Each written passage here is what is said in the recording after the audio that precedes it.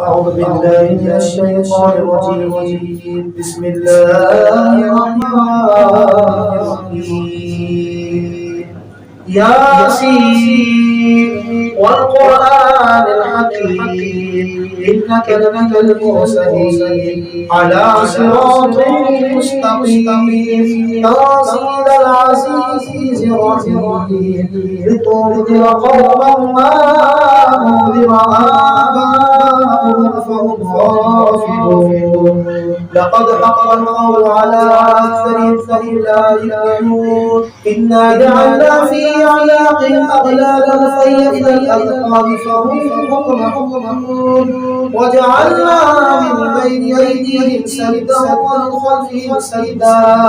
ومن خلفهم سدا فأغشيناهم فهم لا يبصرون وسواء عليهم أنذرتهم أم لم تنذرهم لا يؤمنون إنما تنذر من اتبع الذكر وخشي الرحمن بالغيب فبشره بمغفرة وأجر كريم إنا نحيي الموتى ونكتب ما قدموا وآثارهم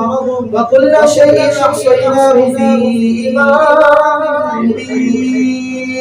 واضرب لهم مثلا أصحاب القرية إذ جاء المرسلون إذ أرسلنا إليهم اثنين فكذبوهما فعززنا بثالث فقالوا إنا إليكم مرسلون قالوا ما أنتم إلا بشر مثلنا وما أنزل الرحمن من شيء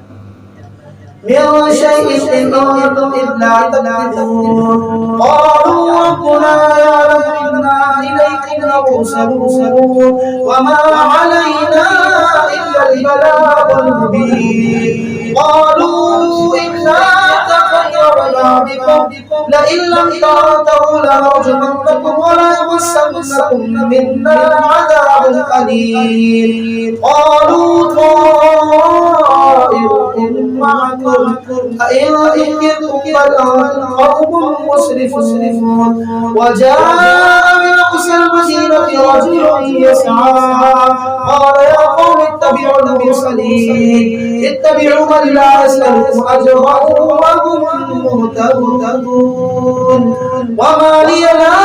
أعبد الذي فطرني وإليه ترجعون أأتخذ من دونه آلهة إن يأتي الرحمن بضر لا تغني عني شفاعتهم شيئا ولا ينقذون إني لفي ضلال مبين إني آمنت بربكم فاسمعون قيل ادخل الجنة قال يا ليت قومي يعلمون بما غفر لي ربي وجعلني من المكرمين وما أنزلنا على قومه من بعده من وجود من السماء وما كنا منزلين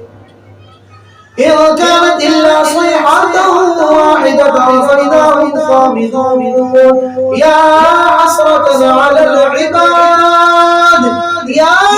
حسرة على العباد ما يأتيهم برسول إلا كانوا به يستهزئون ألم يروا أهلكنا قبلهم من القرون أنهم إليهم لا يرجعون وإذ كل لما جميع لدينا محضرون وآية لهم الأرض الميتة أحييناها وأخرجنا منها حبا فمنه يأكلون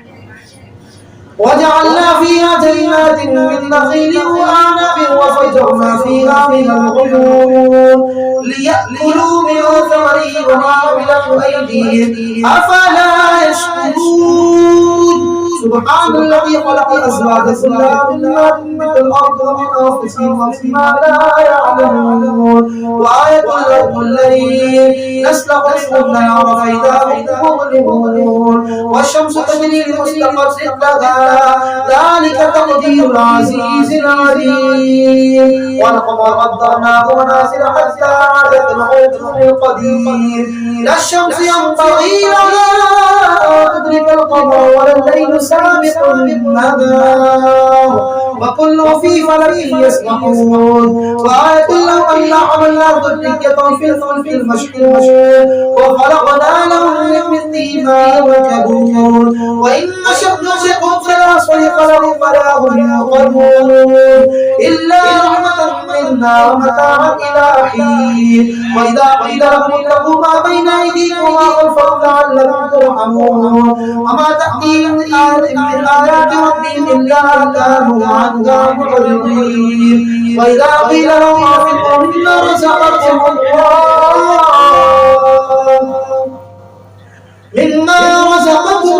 قال الذين كفروا للذين آمنوا أنطعم من لو يشاء الله أطعمه إن أنتم إلا في ضلال مبين ويقولون متى هذا الوعد إن كنتم صادقين ما يظن إلا صيحة واحدة تأخذهم وهم مسلمون فلا يستطيعون توصيلا إلى أهلهم يرجعون ونفخ في الصور فإذا هم من الأجداث إلى ربهم ينسلون قالوا يا ويلنا من بعثنا من مرقدنا هذا ما وعد الرحمن وصدق المرسلون إن كانت إلا صيحة واحدة فإذا هم جميع لدينا محضرون فاليوم لا نبصر شيئا ولا تجزون إلا ما كنتم تعملون إن أصحاب الجنة اليوم في شغل فاكهون هم أزواج في ظلال على الأرائك متكئون لهم فيها فاكهة ولهم ما يدعون سلام قولا من رب رحيم وامتازوا اليوم أيها المجرمون ألم أعهد إليكم يا بني آدم أن لا تعبدوا الشيطان إنه لكم عدو مبين وأن اعبدوني هذا صراط مستقيم ولقد أضل منكم جبلا كثيرا أفلم تكونوا تعقلون هذه جهنم التي كنتم توعدون اصلوا اليوم ما كنتم تكفرون اليوم نختم على أفواههم وتكلمنا أيديهم وتشهد أرجلهم بما كانوا يكسبون ولو نشاء لطمسنا على أعينهم فاستبقوا الصراط فأنى يبصرون ولو نشاء لمسخناهم على مكانتهم فما استطاعوا مضيا ولا يرجعون ومن يعمره ينكسه في الخلق أفلا يعقلون أما علمناه الشعر وما ينبغي له إن إلا ذكر وقرآن مبين لينذر من كان حيا ويحق القول على الكافرين أولم يروا أنا خلقنا لهم مما عملت أيدينا أنعاما فهم لها مالكون وذللنا لهم فمنها ركوبهم ومنها يأكلون ولهم فيها منافع ومشارب أفلا يشكرون واتخذوا من دون الله آلهة لعلهم ينصرون لا يستطيعون نصرهم وهم لهم جند محضرون فلا يحزنك قولهم إنا نعلم ما يسرون وما يعلنون أولم يرى الإنسان أنا خلقناه من نطفة فإذا هو خصيم مبين وضرب لنا مثلا ونسي خلقه قال من يحيي العظام وهي رميم ويحيي الذي أنشأها وهو بكل خلق عليم الذي جعل لكم من الشجر الأخضر نارا فإذا أنتم منه توقدون أوليس الذي خلق السماوات والأرض بقادر على أن يخلق مثلهم بلى وهو الخلاق العليم إنما أمره إذا أراد شيئا أن يقول له كن فيكون فسبحان بيده ملكوت كل شيء بيده ملكوت كل شيء وإليه ترجعون آمنت بالله صدق الله العظيم. سورہ یاسین قرآن پاک کا دل ہے. نبی کریم رحیم صلی اللہ تعالی علیہ وسلم ارشاد مفہوم ہے کہ جس نے ایک مرتبہ سورہ یاسین کی تلاوت کی اسے 10 قرآن پاک کا ثواب حاصل ہوتا ہے. اور ایک روایت میں نبی کریم رحیم صلی اللہ تعالی علیہ وآلہ وسلم نے ارشاد فرمایا کہ مجھے یہ پسند ہے کہ میری امت کے ہر شخص کے دل میں سورہ یاسین ہو. تو ہمیں چاہیے کہ ہم سورہ یاسین کو یاد کریں, پڑھیں اور اپنے بچوں کو یاد کروائیں, حفظ کروائیں, تاکہ اس کی برکتیں ہمیں بھی حاصل ہوں. ہم تمام اوراد جو پڑھیں گے ہر وقت کو 11 مرتبہ پڑھنا ہے. باواز بلند پڑھیں گے کہ انشاءاللہ زندہ در و دیوار میں ہمارے اس میں پر دبا ہوں گے. درود شریف 11 مرتبہ. اللهم صل على سيدنا محمد اللهم صل على سيدنا مولانا اللهم صل على سيدنا مولانا اللهم صل على سيدنا مولانا محمد اللهم صل على سيدنا مولانا اللهم صل على سيدنا مولانا اللهم صل على سيدنا مولانا محمد وعلى آله وصحبه اللهم صل على سيدنا مولانا محمد اللهم صل على سيدنا مولانا اللهم صل على سيدنا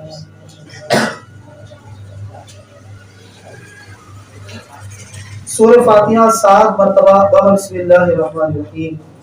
بسم اللہ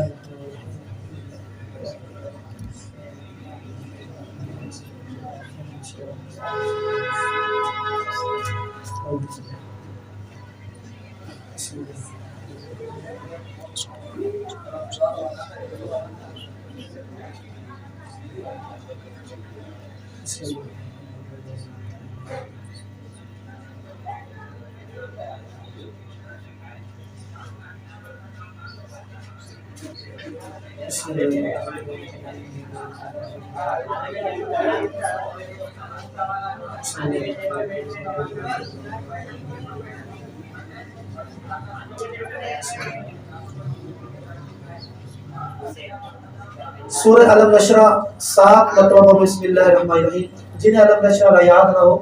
وہ سورہ فاتحہ پڑھیں. بسم اللہ الرحمن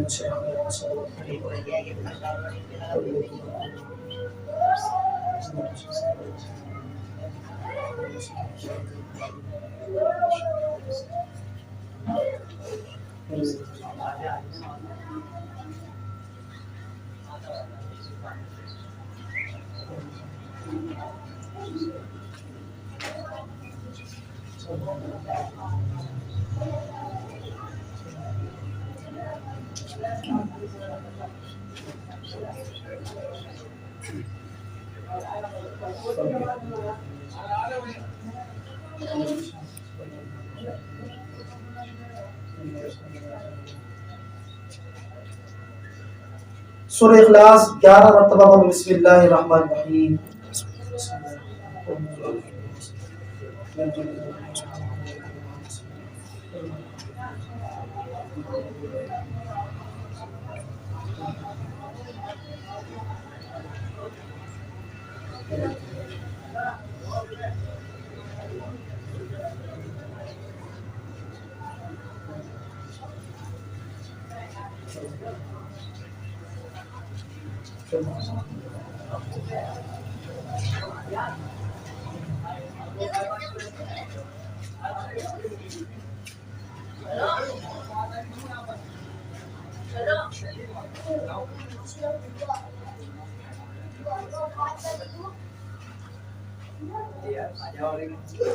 اللهم يا قاضي الحاجات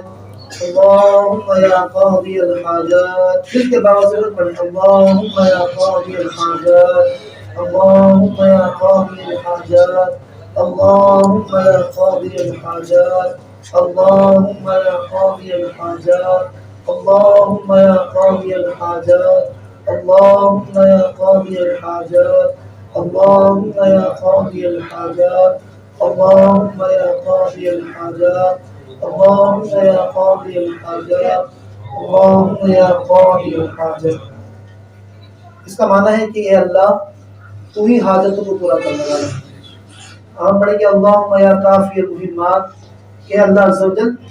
तू ही हमारी मुश्किलात के लिए हमें काफ़ी है, मुश्किलात को हल करने के लिए अल्लाह ही हमें काफ़ी है। और बेशक जो अल्लाह रब्बुल इज़्ज़त पर भरोसा रखता है, अपने तमाम मामलात अल्लाह के सुपुर्द कर देता है, तो उसकी गैब से मदद की जाती है। अल्लाहुम्मा या काफियल मुहिम्मात,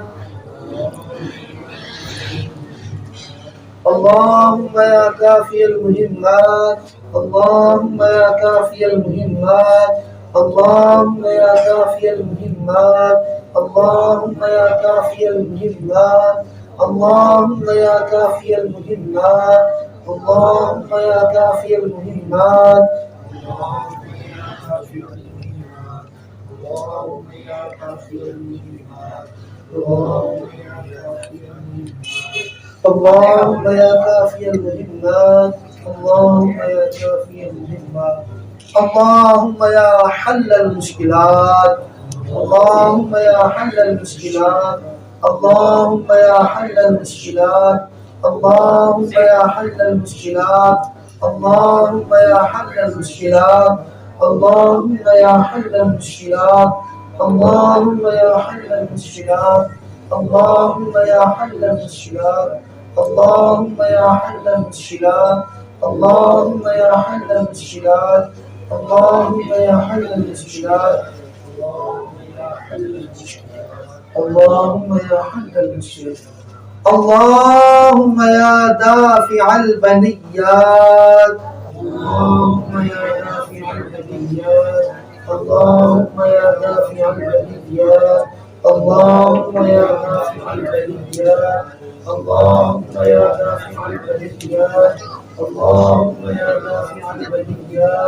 اللهم يا دافع البليات، اللهم يا دافع البليات،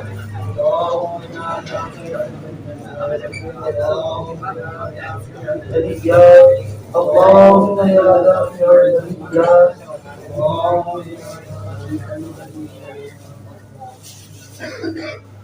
اللهم يا شافي الأمراض، اللهم يا شافي الأمراض، اللهم يا شافي الأمراض، اللهم يا شافي الأمراض، اللهم يا شافي الأمراض، اللهم يا شافي الأمراض، اللهم يا شافي الأمراض، اللهم يا شافي الأمراض، اللهم يا شافي الأمراض، اللهم يا شافي الأمراض، اللهم يا شافي الأمراض، اللهم يا شافي الأمراض। इतनी प्यारी ये दुआएं हैं और इतने प्यारे कलमात हैं, बड़ी कमाल की ये दुआएं हैं। और इसके अंदर जो है इन औरात में 11 औरात बिलखुसूस ऐसे हैं कि जिन औरात के अंदर 11 ही हुरूफ हैं, हर विद में 11 हुरूफ हैं। और उसमें बयान किया कि नबी करीम रहीम सल्लल्लाहु ताला अलैहि वसल्लम ने हज़रत अनस रज़ियल्लाहु ताला अन्हु को ये 11 अस्मा तालीम फरमाई। जिस नियत से इन औरात को पढ़ा जाए, अल्लाह के इस मकसद में कामयाबी अता फरमाए। तो ये तमाम दुआएं हैं रब की बारगाह में, बड़ी प्यारी दुआएं हैं और इन बुजुर्गों से ये मंगल औलाद है। और फिर कुछ औरात नबी करीम रहीम सल्लल्लाहु ताला अलैहि वसल्लम ने जो तालीम फरमाए हैं,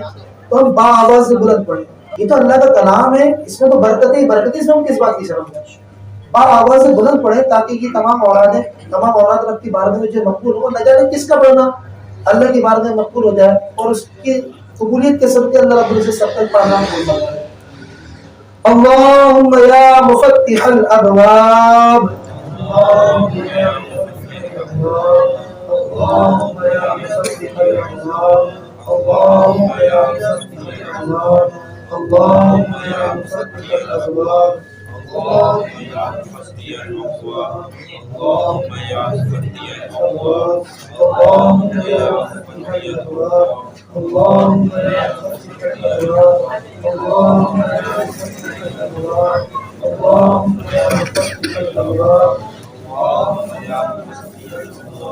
اللهم يا مفتح الأبواب اللهم يا مفتح الأبواب اللهم يا مفتح الأسباب اللهم يا مفتح الأسباب اللهم يا مسبب الأسباب اللهم يا مسبب الأسباب اللهم يا مسبب الأسباب اللهم يا مسبب الأسباب اللهم يا مسبب الأسباب اللهم يا مسبب الأسباب اللهم يا مسبب الأسباب اللهم يا مسبب الأسباب اللهم يا مسبب الأسباب اللهم يا مسبب الأسباب اللهم يا مسبب الأسباب اللهم يا رب الأرباب اللهم يا رب الأرباب اللهم يا رب الأرباب اللهم يا رب الأرباب اللهم يا رب الأرباب اللهم يا رب الأرباب اللهم يا رب الأرباب اللهم يا رب الأرباب اللهم يا رب الأرباب اللهم يا رب الأرباب اللهم يا رب الأرباب اللهم يا رب الأرباب اللهم يا واسع العطاء اللهم يا واسع العطاء اللهم يا واسع العطاء اللهم يا واسع العطاء اللهم يا واسع العطاء اللهم يا واسع العطاء اللهم يا واسع العطاء اللهم يا واسع العطاء اللهم يا واسع العطاء اللهم يا واسع العطاء اللهم يا عفو الخطايا اللهم يا عفو الخطايا اللهم يا عفو الخطايا اللهم يا عفو الخطايا اللهم يا عفو الخطايا اللهم يا عفو الخطايا اللهم يا عفو الخطايا اللهم يا عفو الخطايا اللهم يا عفو الخطايا اللهم يا عفو الخطايا اللهم يا عفو الخطايا اللهم يا عفو اللهم يا سميع الدعاء اللهم يا سميع الدعاء اللهم يا سميع الدعاء اللهم يا سميع الدعاء اللهم يا سميع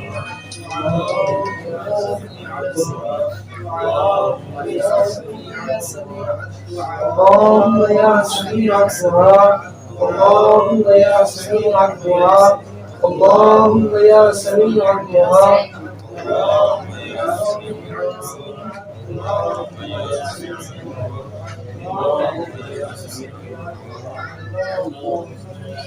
क्योंकि हुजूरों ने औरात की तादाद को 11 बयान किया है, तो मिसाल दी जाती है कि चाबी के दंदाने अगर कम हो जब भी ताला नहीं खुलता और अगर जो बढ़ जाए जब भी ताला नहीं खुलता। जो तादाद बुजुर्गों ने बयान की है उसी तादाद के मुताबिक हम पढ़े, कोशिश करके अपनी उंगलियों पर गिनते रहें ताकि हमारी तवज्जो भी रहे और हम जो है जब गिनते रहेंगे वो तवज्जो के पढ़ेंगे तो इंशाल्लाह ज्यादा बरकत हमें हासिल होगी। अल्लाहुम्मा या सत्तारल उयूब अल्लाहुम्मा या सत्तारल उयूब अल्लाहुम्मा या सत्तारल उयूब अल्लाहुम्मा या सत्तारल उयूब अल्लाहुम्मा या सत्तारल उयूब अल्लाहुम्मा या सत्तारल उयूब अल्लाहुम्मा या सत्तारल उयूब अल्लाहुम्मा या सत्तारल उयूब अल्लाहुम्मा या सत्तारल उयूब अल्लाहुम्मा या सत्तारल उयूब अल्लाहुम्मा या सत्तारल उयूब। बेशक हमारे ऐबों को छुपाने वाला हमारा रब है, हम कितनी मेहनत करते हैं लेकिन वो हमारे ऐबों पर पर्दा रखता है। या सत्तारल उयूब का माना ये ऐबों को छुपाने वाले, वो है कि हम रब से दुआ करें या अल्लाह हमारे ऐबों को जिस तरह तूने दुनिया में छुपाया है, हश्र में भी अपने महबूब के सदके हमारे ऐबों को छुपाया है। अल्लाहुम्मा या गफ्फार दुनूब, ए अल्लाह अज़्ज़ा वजल गुनाहों को बख्शने वाले हैं, वो बड़ा करीम है, बड़ा गफूर रहीम है। हम जब उसको उसके मुक़द्दस नामों से पुकारते हैं तो वो खास करम फरमाता है। अल्लाहुम्मा या गफ्फार दुनूब, अल्लाहुम्मा या गफ्फार दुनूब, अल्लाहुम्मा या गफ्फार दुनूब, अल्लाहुम्मा या गफ्फार दुनूब, अल्लाहुम्मा या गफ्फार दुनूब, अल्लाहुम्मा या गफ्फार दुनूब, अल्लाहुम्मा या गफ्फार दुनूब, अल्लाहुम्मा या गफ्फार दुनूब, अल्लाहुम्मा या गफ्फार दुनूब, अल्लाहुम्मा या गफ्फार दुनूब, अल्लाहुम्मा या मुक़ल्लिबल क़ुलूब, अल्लाहुम्मा या मुक़ल्लिबल क़ुलूब, अल्लाहुम्मा या मुक़ल्लिबल क़ुलूब, अल्लाहुम्मा या मुक़ल्लिबल क़ुलूब, अल्लाहुम्मा या मुक़ल्लिबल क़ुलूब, अल्लाहुम्मा या मुक़ल्लिबल क़ुलूब, अल्लाहुम्मा या मुक़ल्लिबल क़ुलूब, अल्लाहुम्मा या अल्लाहुम्मा या मुक़ल्लिबल क़ुलूब, अल्लाहुम्मा या मुक़ल्लिबल क़ुलूब, अल्लाहुम्मा या राफ़िअद दरजात, अल्लाहुम्मा या राफ़िअद दरजात, अल्लाहुम्मा या राफ़िअद दरजात, अल्लाहुम्मा या राफ़िअद दरजात, अल्लाहुम्मा या राफ़िअद दरजात, अल्लाहुम्मा या राफ़िअद दरजात, अल्लाहुम्मा या राफ़िअद दरजात, अल्लाहुम्मा या राफ़िअद दरजात, अल्लाहुम्मा या राफ़िअद दरजात, अल्लाहुम्मा या राफ़िअद दरजात, अल्लाहुम्मा या राफ़िअद दरजात, अल्लाहुम्मा या अज़ीमल बरकात, अल्लाहुम्मा या अज़ीमल बरकात, अल्लाहुम्मा या अज़ीमल बरकात, अल्लाहुम्मा या अज़ीमल बरकात,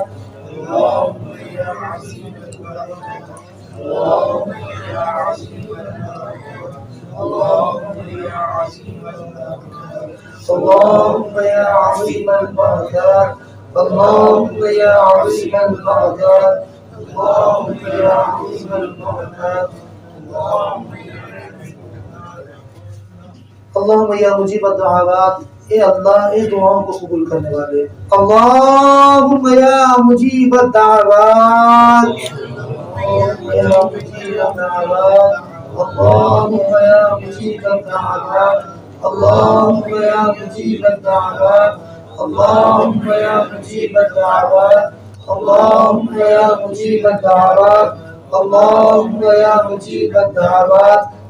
अल्लाहुम्मा या मुजीब दुआवात, अल्लाहुम्मा या मुजीब दुआवात, अल्लाहुम्मा या मुजीब दुआवात,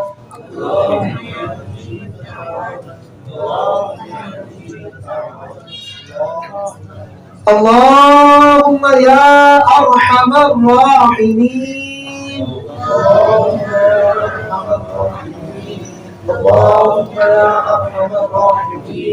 अल्लाहुम्मा या अरहमर राहिमीन, अल्लाहुम्मा या अरहमर राहिमीन,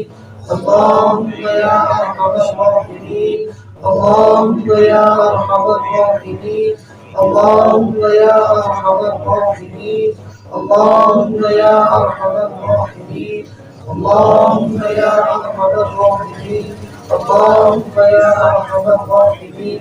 अल्लाहुम्मा या इसमें आज़म अक्सर हमने सुना होगा, इसमें आज़म की बरक़ात हमने सुनी होगी। बाद लोगों को होता है शौक कि इसमें आज़म हमें किसी तरीके से मिल जाए, और वो हमारे पास भी आते हैं, लोगों के पास जाते हैं कि इसमें आज़म दे दे।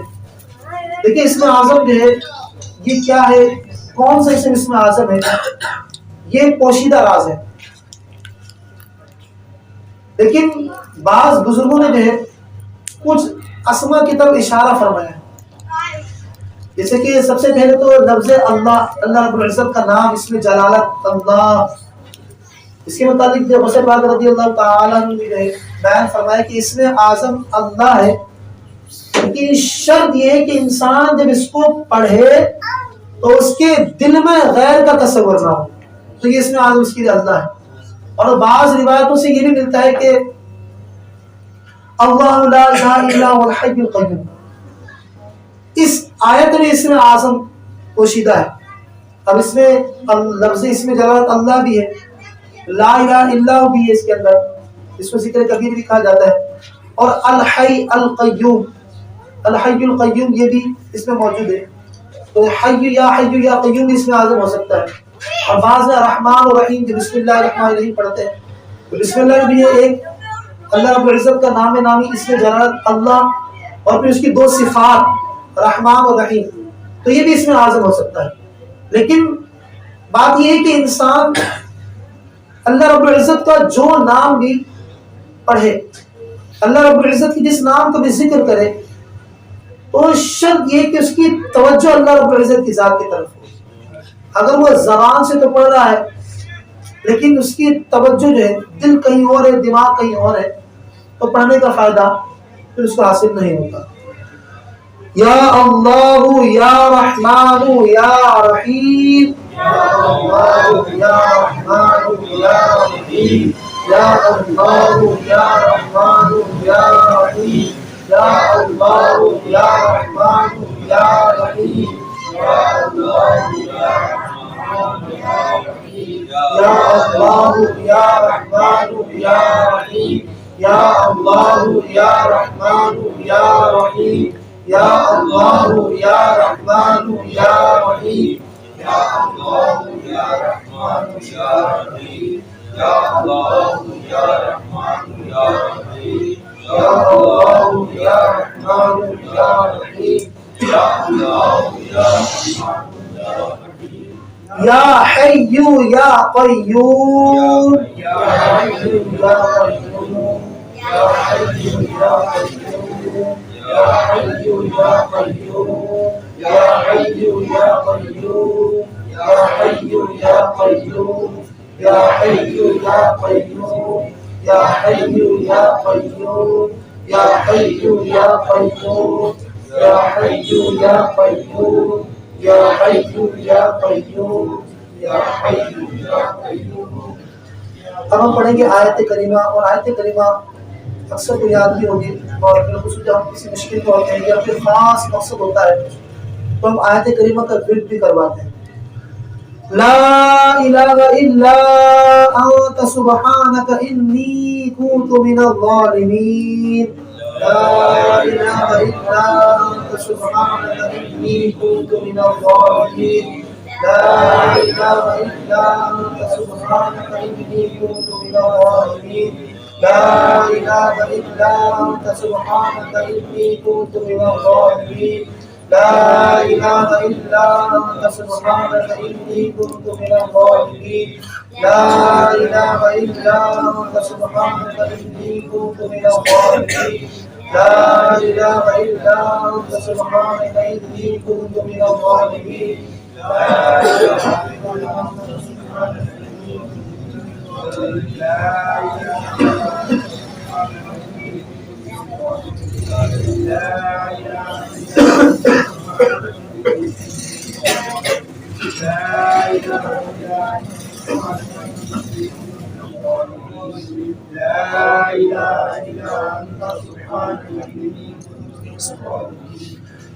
یا ذا الجلال والاکرام،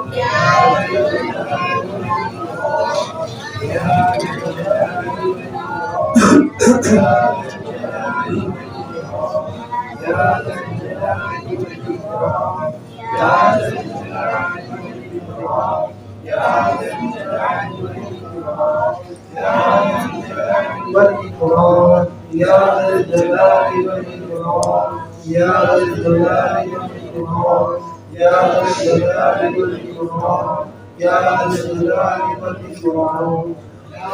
برحمتک استغیث، برحمتک استغیث، برحمتک استغیث، برحمتك أستغيث برحمتك أستغيث برحمتك أستغيث برحمتك أستغيث برحمتك أستغيث برحمتك أستغيث برحمتك أستغيث برحمتك أستغيث برحمتك أستغيث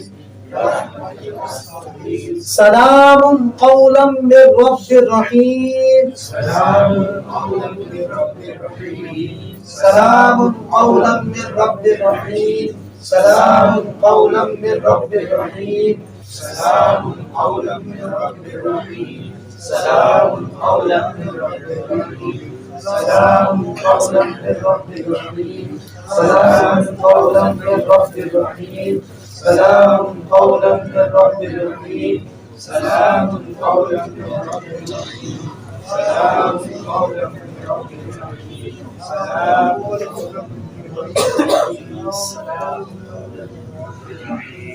हस्बुनल्लाह व निअमल वकील। बेशक ये आयत मुबारक इसका माना है हस्बुनल्लाह, अल्लाह हमें काफ़ी है, व निअमल वकील, और क्या ही अच्छा कारसाज है, यानी कामों को बढ़ाने वाला है। कुरान करीम में अल्लाह रब्बुल इज्जत ने इरशाद फरमाया कि मैं यतवक्कल अल्लाह फहुव हस्बुह,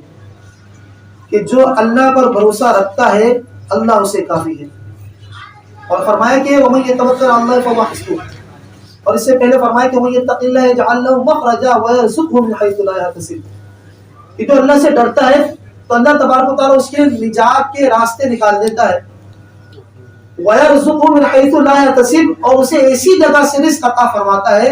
कि जहां से उसका गुमान भी नहीं होता। तो मिल के बावजूद बुलंद पड़े हस्बुनल्लाहु व निअमल वकील हस्बुनल्लाहु व निअमल वकील हस्बुनल्लाहु व निअमल वकील हस्बुनल्लाहु व निअमल वकील हस्बुनल्लाहु व निअमल वकील हस्बुनल्लाहु व निअमल वकील हस्बुनल्लाहु व निअमल वकील हस्बुनल्लाहु व निअमल वकील हस्बुनल्लाहु व निअमल वकील हस्बुनल्लाहु व निअमल वकील हस्बुनल्लाहु व निअमल वकील हस्बुनल्लाहु व निअमल वकील निअमल मौला व निअमन नसीर निअमल मौला व निअमन नसीर निअमल मौला व निअमन नसीर निअमल मौला व निअमन नसीर निअमल मौला व निअमन नसीर निअमल मौला व निअमन नसीर निअमल मौला व निअमन नसीर निअमल मौला व निअमन नसीर निअमल मौला व निअमन नसीर निअमल मौला व निअमन नसीर निअमल मौला व निअमन नसीर निअमल मौला व निअमन नसीर वल हय्युल क़य्यूम वल हय्युल क़य्यूम वल हय्युल क़य्यूम वल हय्युल क़य्यूम वल हय्युल क़य्यूम वल हय्युल क़य्यूम वल हय्युल क़य्यूम वल हय्युल क़य्यूम वल हय्युल क़य्यूम वल हय्युल क़य्यूम वल हय्युल क़य्यूम वल हय्युल क़य्यूम वल हय्युल क़य्यूम वल अलिय्युल अज़ीम वल अलिय्युल अज़ीम वल अलिय्युल अज़ीम वल अलिय्युल अज़ीम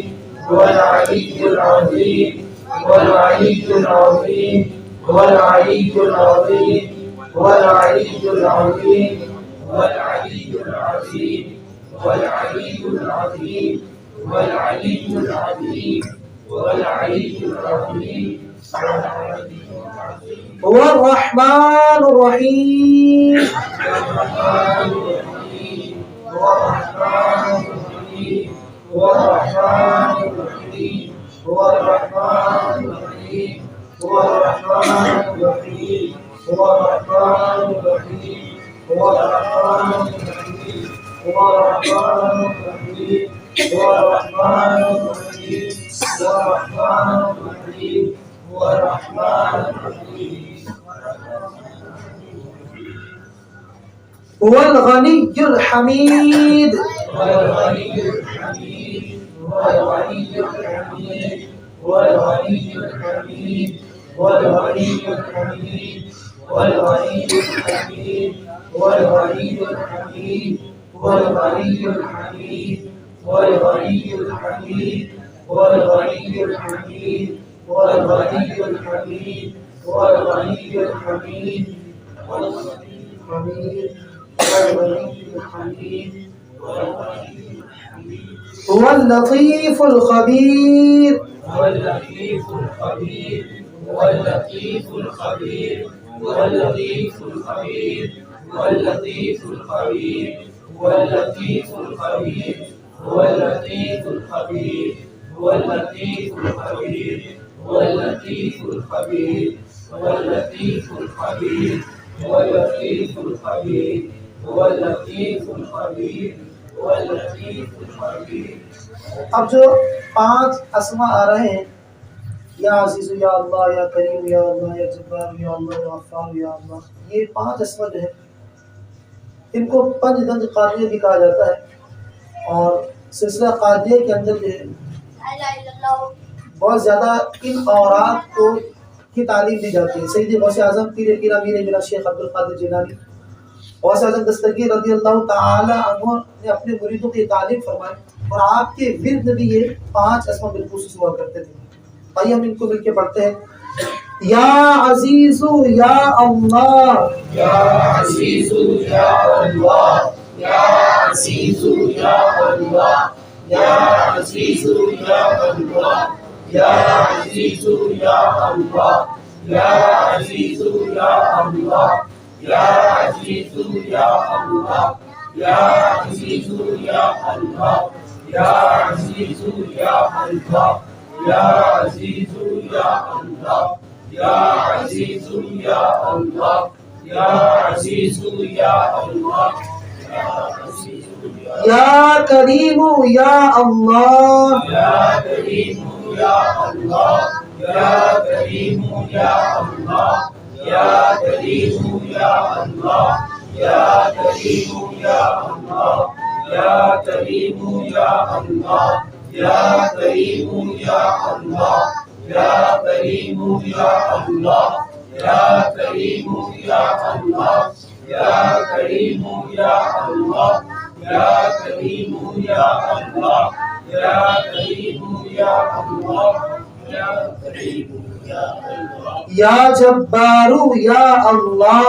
یا جبار یا اللہ یا جبار یا اللہ یا جبار یا اللہ یا جبار یا اللہ یا جبار یا اللہ یا جبار یا اللہ یا جبار یا اللہ یا جبار یا اللہ یا جبار یا اللہ یا جبار یا اللہ یا جبار یا اللہ یا غفار یا اللہ یا غفار یا اللہ یا غفار یا اللہ یا غفار یا اللہ یا غفار یا اللہ یا غفار یا اللہ یا غفار یا اللہ یا غفار یا اللہ یا غفار یا اللہ یا غفار یا اللہ یا غفار یا اللہ یا غفار یا اللہ یا غفار یا یا ستار یا اللہ یا ستار یا اللہ یا ستار یا اللہ یا ستار یا اللہ یا ستار یا اللہ یا ستار یا اللہ یا ستار یا اللہ یا ستار یا اللہ یا ستار یا اللہ یا ستار یا اللہ یا ستار یا اللہ یا ستار یا اللہ یا ستار یا اللہ. اب جو تسبیح ہم پڑھ رہے ہیں نبی کریم رحیم صلی اللہ تعالی علیہ وآلہ وسلم نے اسے فرشتوں کی تسبیح فرمایا ہے. سبحان اللہ و بحمدہ سبحان اللہ و بحمدہ سبحان اللہ و بحمدہ سبحان اللہ و بحمدہ سبحان اللہ و بحمدہ سبحان اللہ و بحمدہ سبحان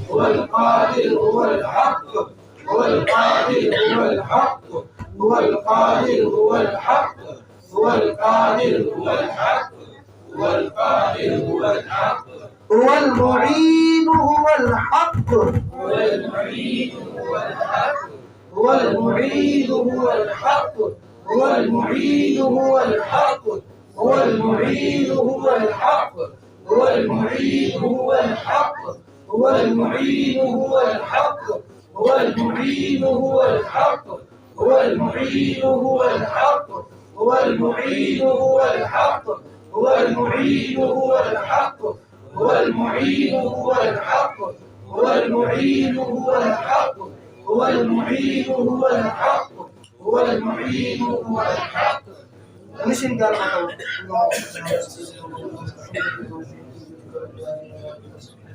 اللهم صل على سيدنا محمد اللهم صل على سيدنا محمد اللهم صل على سيدنا محمد اللهم صل على سيدنا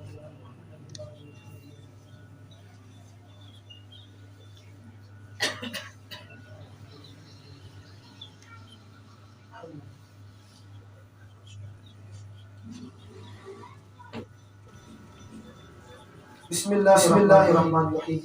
ہم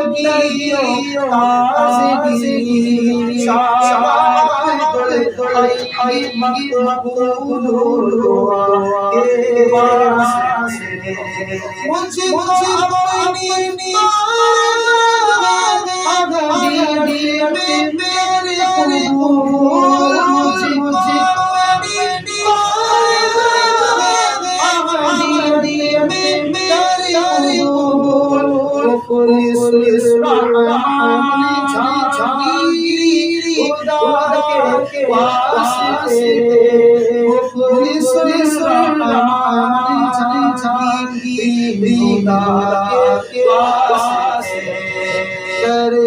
مدد میری خدایا ہر گھڑی ہر حال شاہ مدد علی باسا کے واسطے مجھ کو اپنے ذکر و شغل میں مصروف رکھے شاہ محمد مہدی نور الورا کے واسطے نور ایمان سے دل کو منور کر خدا حضرت مظہر حسین حاجت روا کے واسطے فرحت دل مجھے اور دور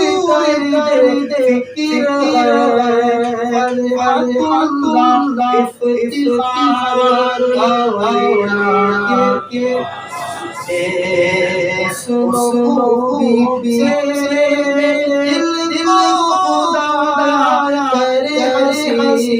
حسن علی شاہ صفا کے واسطے نعمتی سے مجھے یا الہی سرفراز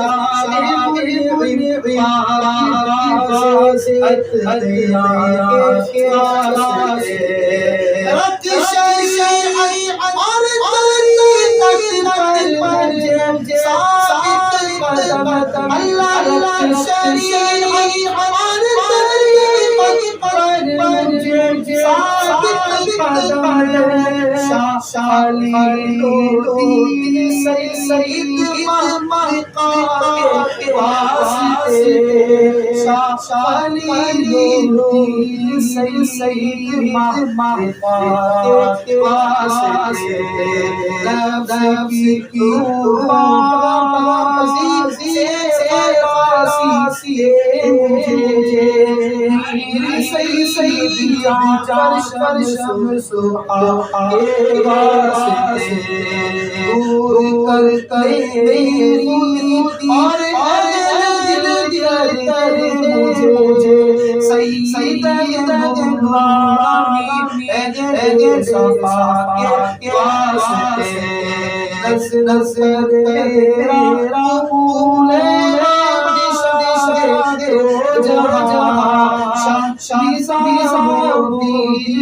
سید اولیاء کے واسطے شادی کا صدقہ مجھ کر دے متقی شاہ سید بہا کے واسطے سید محمود سید فضل اللہ شاہ درج انا کے واسطے شجنتی پلند شیزابی شاہ سید ثانیہ کے واسطے دل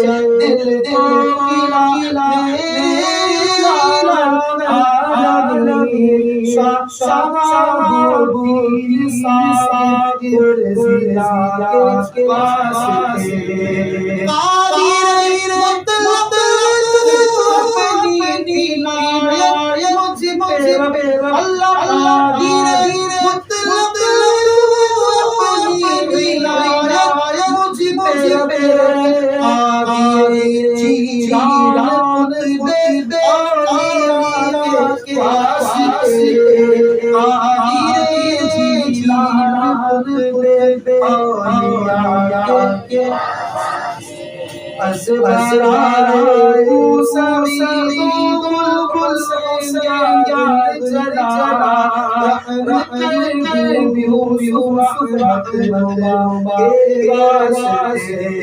مجھ کو اپنے عشق میں متوالا کر دے خدا حضرت العزیز والرسا کے واسطے شاعری تین شاہو شیرین کے فیض چنے دیشوا کے واسطے شاعری سختی و معروف امام علی موسیٰ کے واسطے موسیٰ صدق علم جعفر بابا شمس اللہ کے واسطے رام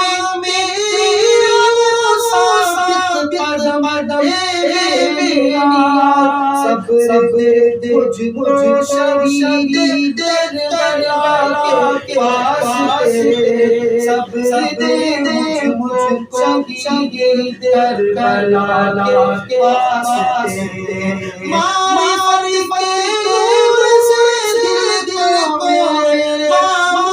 معرفت اللہ معرفت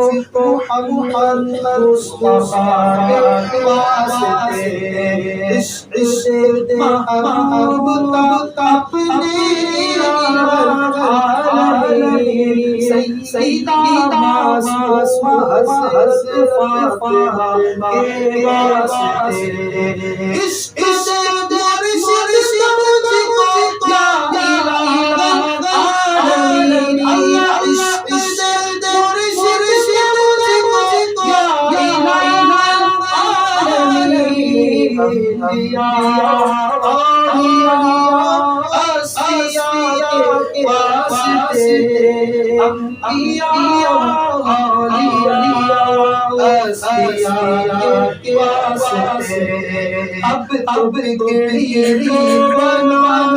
دے میرے رب اب گریڑی بنا دے میرے رب زمین سید مولانا کے واسطے حد جان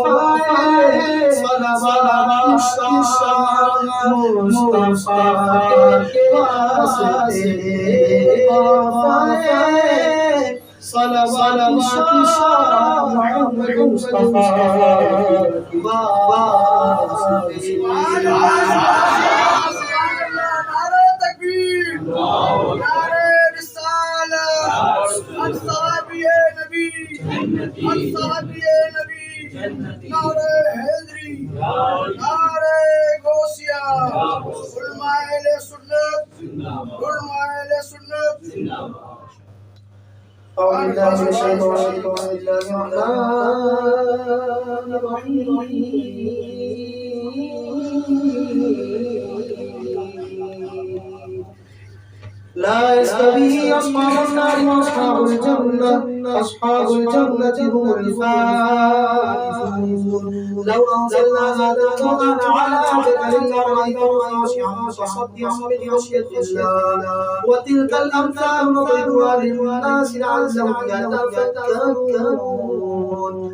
هو الله الذي لا إله إلا هو عالم الغيب والشهادة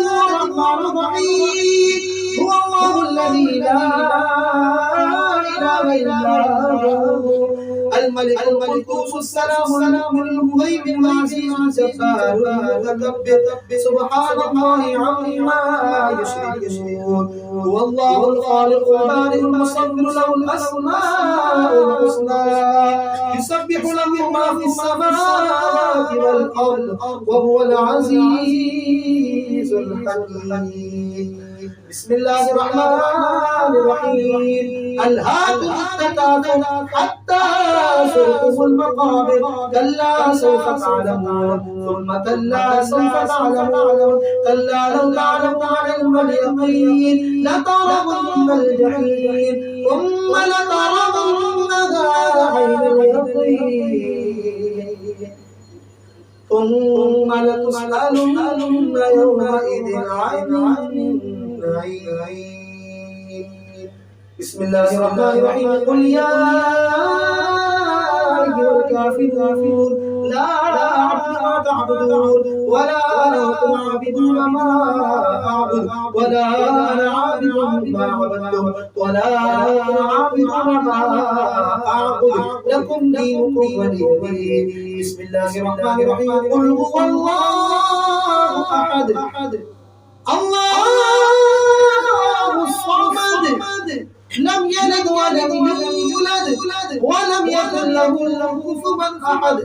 بسم الله الرحمن الرحيم. قل هو الله أحد الله الصمد لم يلد ولم يولد ولم يكن له كفوا أحد. بسم الله الرحمن الرحيم. قل هو الله أحد الله الصمد لم يلد ولم يولد ولم يكن له كفوا أحد. بسم الله الرحمن الرحيم. قل أعوذ برب الفلق من شر ما خلق ومن شر غاسق إذا وقب ومن شر النفاثات في العقد ومن شر حاسد إذا حسد. بسم الله الرحمن الرحيم. قل أعوذ برب الناس ملك الناس إله الناس من شر الوسواس الخناس الذي يوسوس في صدور الناس من الجنة والناس. بسم الله الرحمن الرحيم. الحمد لله رب العالمين الرحمن الرحيم مالك يوم الدين إياك نعبد وإياك نستعين اهدنا الصراط المستقيم صراط الذين أنعمت عليهم غير المغضوب عليهم ولا الضالين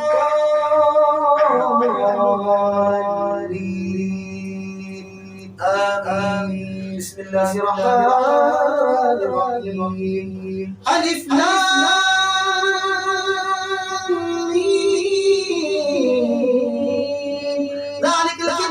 ريب فيه هدى للمتقين الذين يؤمنون بالغيب ويقيمون الصلاة ومما رزقناهم ينفقون والذين يؤمنون بما أنزل إليك وما أنزل من قبلك وبالآخرة هم يوقنون أولئك على هدى من ربهم وأولئك هم المفلحون. وإلهكم إله واحد لا إله إلا هو الرحمن الرحيم. إن رحمة الله قريب من المحسنين. دعواهم فيها سبحانك اللهم وتحيتهم فيها سلام وآخر دعواهم الحمد لله رب العالمين. ألا إن أولياء الله لا خوف عليهم ولا هم يحزنون الذين آمنوا وكانوا يتقون وما أرسلناك إلا رحمة للعالمين. ما كان محمد أبا أحد من رجالكم ولكن رسول الله وخاتم النبيين وكان الله بكل شيء عليما. إن الله وملائكته يصلون على النبي يا أيها الذين آمنوا صلوا عليه وسلموا تسليما. اللهم صل على سيدنا ومولانا محمد صاحب التاج والإعراض والبراق والعلم دافع البلاء والغباء والقحط والمرض والألم اسمه مكتوب مرفوع مشروع منقوش في اللوح والقلم سيد العرب والعجم جسمه مقدس معطر مطهر منظر في البيت والحرم شمس الضحى قدر الدجى صدر العلا نور الهدى كافي المرى مصباح الغلم جميل الشيم شفيع الأمم صاحب الجود والكرم والله عاصمه وجبريل خادمه والبراق مركبه والمعراج سفره وسدرة المنتهى مقامه وقاب قوسين وضروب والمطلوب والمقصود موجود سيد المرسلين خاتم النبيين شفيع المذنبين أنيس الغاسلين رحمة للعالمين راحة العاشقين مراد المشتاقين شمس العارفين سراج السالكين مصباح المقربين محب الفقراء والغرباء والمساكين سيد الثقلين نبي الحرمين إمام القبلتين وسيلتنا في الدارين صاحب قاب قوسين محبوب رب المشرقين ورب المغربين جد الحسن والحسين جد الحسن والحسين جد الحسن والحسين مولانا ومولى الثقلين أبي القاسم محمد بن عبد الله نور الله نور الله نور من نور الله يا مشتاق لنور جماله بلغ العلا بكماله كشف الهدى بجماله حصلت جميع خصاله صلوا عليه وآله بلغ العلا بكماله كشف الهدى بجماله حصلت جميع خصاله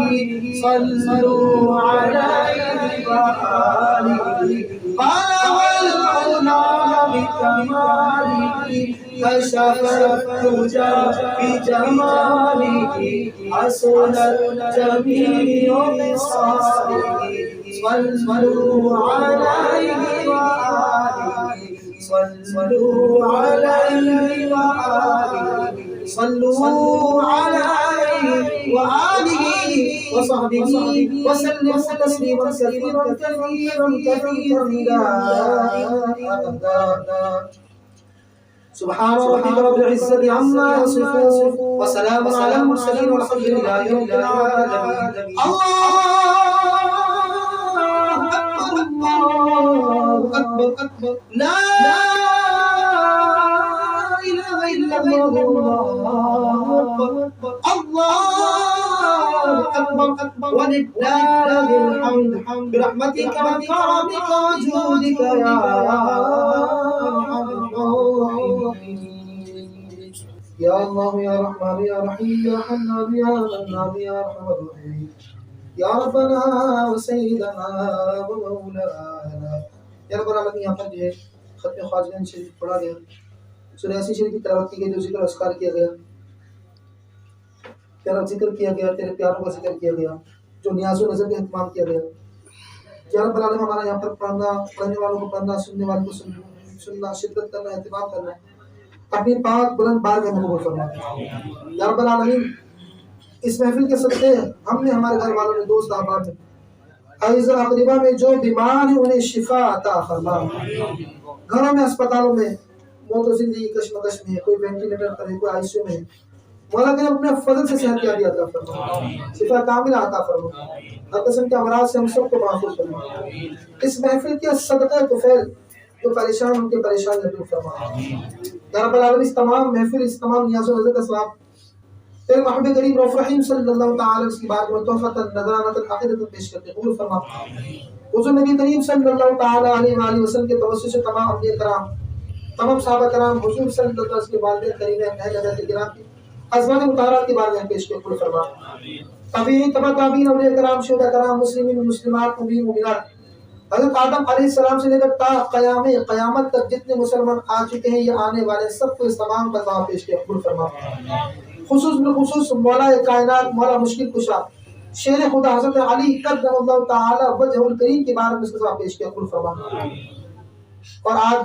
22 شب بھی ہے صدیق اکبر رضی اللہ تعالیٰ کی عرس کا دن، یا رب العالمین تمام کا صدیق اکبر خلیفہ اول افضل البشر بعد الانبیاء ابوبکر صدیق رضی اللہ تعالیٰ کے بارے میں پیش کیا قبول فرما۔ یا رب العالمین ان مقدس ہستیوں کا فیضان ہمیں عطا فرما۔ یا رب العالمین تمام سلاسل سلسلہ عالیہ، قادریہ، چشتیہ، سنت نظامیہ، قلندری، عبد الحسن جہانگیر عثمانی کے تمام بزرگوں درجہ بدرجہ پیش کیا قبول فرما۔ یا رب العالمین اس محفل کے صدقے بے روزگار کو اس کی حلال آسانی کے ساتھ عطا فرما۔ ہم میں سے جو بے روزگار ہیں یا رب العالمین آسانی کے رزق کے حلال عطا فرما، جو برسے روزگار ہیں ان کے رزق کے حلال میں برکتیں وہ ساتھ عطا فرما، لقمہ حرام سے محفوظ فرما۔ یا رب العالمین مشکلات کو آسان فرما، مولا مشکل کشا کے ساتھ ہماری تمام مشکلات کو آسان فرما۔ یا الہی اس محفل کو منعقد کرنے میں جس نے جس طریقے سے بھی دامے درمے قدم سخن تعاون کیا، ان کا تعاون کر اپنی پاک بلند بارگاہ میں قبول فرما۔ خصوص بالخصوص بس مشکل کشا کے جو ممبران ہیں یا رب العالمین ان کا یہ اہتمام کر اپنی بارگاہ میں قبول فرما۔ یا رب العالمین جن لڑکوں نے جس عقیدت محبت سے یہ محفل سجائی ہے اور سجاتے ہیں، یا رب العالمین یہ عقیدت محبت قائم بدائم فرما، ان کے علم میں عمل میں برکت عطا فرما، ان کے رزق حلال میں برکت عطا فرما، ان کے گھروں میں خیر برکت نازل فرما۔ حاضرین محفل پر اپنا خاص فضل و کرم نازل فرما۔ یا رب العالمین نہ جانے کہاں سے یہاں پر اس محفل میں شریک ہوئے، یا رب العالمین ہمارا شریک ہونا قبول فرما، ہم سب کے گھروں میں خیر و برکت نازل فرما، ہمارے گھروں سے گھریلو ناچاکیاں دور فرما، آپس میں محبتیں عطا فرما، آپس میں اتحاد و اتفاق عطا فرما، ہماری مغفرت فرما، ہمارے والدین کی مغفرت فرما، ان امت مسلمہ کی مغفرت فرما۔ یا الہ العالمین جن کے والدین دار فانی سے کوچ کر چکے ان کی مغفرت فرما، جن کے والدین حیات میں صحت و عافیت والی زندگی عطا فرما، مرحوم عدنان ضیاء کو یا رب العالمین کی مغفرت فرما، مرحوم مفتی فاروق کی مغفرت فرما۔ یا رب العالمین ہمارے جو عزیز اقرباء دار فانی سے کوچ کر چکے ان کی مغفرت فرما، ہمیں دنیا میں جیتے جی اپنی قبر و آخرت کی تیاری کرنے کی توفیق عطا فرما، قبر حشر کی تمام مراحل ہم سب کے لیے آسان فرما، ہمیں اخلاص عطا فرما، اپنا قرب عطا فرما۔ یا رب العالمین تیرے خوف سے رونے والی آنکھیں عطا فرما، تیری یاد میں تڑپنے والا دل عطا فرما۔ یا رب العالمین ہماری تمام دعاؤں کو، التجاؤں کو، عبادات کو قبول فرما، بے اولادوں کو نیک اور صالح اولاد عافیت کے ساتھ عطا فرما، جو صاحب اولاد ہیں یا رب العالمین ان کی اولاد کو نیک اور صالح بنا، والدین کا فرما بردار بنا۔ یا الہ العالمین جو اولاد نرینہ کے خواہش مند ہیں انہیں اولاد نرینہ عافیت کے ساتھ عطا فرما۔ یا الہ العالمین اپنے محبوب کریم رؤوف رحیم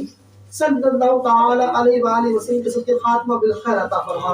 ہمارے ایک دوست جو اولاد یا رب العالمین اس محفل کے سب سے انہیں صحت اور عافیت کے اولاد نرینہ عطا فرما۔ یا رب العالمین عدنان علامہ عدنان صاحب کا شرکت کرنے، سکندر بھائی کی شرکت کرنے اپنی بارگاہ میں قبول فرما، وہ برکت عطا فرما۔ یا رب العالمین جتنے لوگ شریک ہوئے یا رب العالمین سب کو برکت عطا فرما، سب کی تمام دعائیں التجائیں عبادات اپنی بارگاہ میں قبول فرما۔ جو پہلے رشتوں کے لیے بیٹھی میں نیک اور اچھے رشتے عطا فرما، جن کی شادی ہو چکی انہیں خوشحالیاں نصیب فرما، بنا جو مانگا وہ بھی عطا فرما، جو نہ مانگ سکے اپنے فضل سے بن مانگے عطا فرما۔ بلا میں کیوں کو مجھ کو یہ آتا ہو وہ دیکھ ہمیشہ میرے گھر بھر کا بھلا ہو، مٹی نہ ہو برباد پس مر گلاگی،